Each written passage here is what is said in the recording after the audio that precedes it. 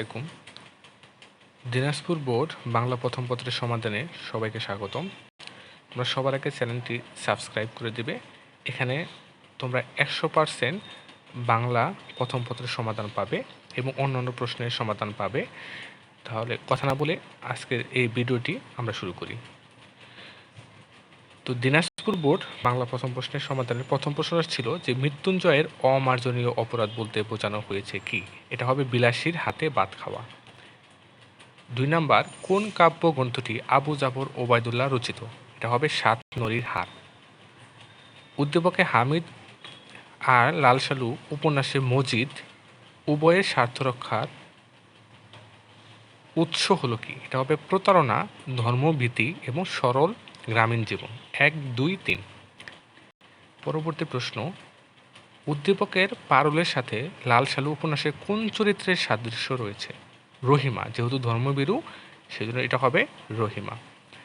কানাই ও তার সহযোগীদের ব্যাবাচেকা খাওয়ার অন্তর্নিহিত তাৎপর্য কী? এটা হবে মাসি পিসির প্রতিবাদী চেতনা।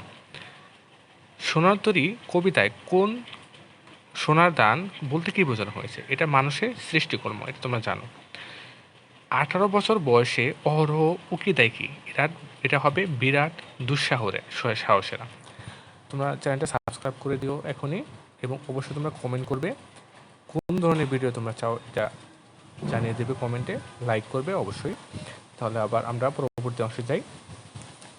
উদ্দীপকের ভাব প্রতিদান কবিতার কোন ভাবটিকে ধারণ করেছে? এটা হবে সাম্যবাদ। উদ্দীপক ও আলোচ্য কবিতায় প্রকাশ পেয়েছে এটা মানুষের প্রতি ভালোবাসা, মানুষের প্রতি অবহেলা, মানুষের শ্রেষ্ঠত্ব। এটা হবে কোনটা বলতো? 1,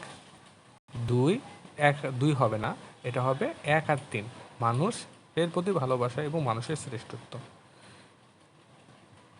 ভাষা সহিতে জলকিত রক্তে বুদবুদ, এটা হবে কৃষ্ণচূড়া। সাইদ সবেমাত্র 18তে পা দিয়েছে, পরিবারের উপর নির্ভরশীলতা পরিহার করে মাথা উঁচু করে স্বাধীনভাবে বাঁচার জন্য বুলেটের সামনে বুক পেতে দিতেও দ্বিধা করেনি। এখানে আমাদের অ্যান্সারটা হবে বিপদের মুখে এ বয়স হলো অগ্রণী। 12 নম্বর, মুক্তিযুদ্ধের সময় নুরুল হুদা কয়বার বাসা পরিবর্তন করে? এটা হবে 4 বার। এটা হলো আমাদের প্রথম অংশ। বাকি প্রশ্নের উত্তরগুলো তোমরা পরবর্তী ভিডিওতে পাবে। তার জন্য চ্যানেলটি সাবস্ক্রাইব এবং লাইক কমেন্ট করে রেখো। ধন্যবাদ। আসসালামু আলাইকুম।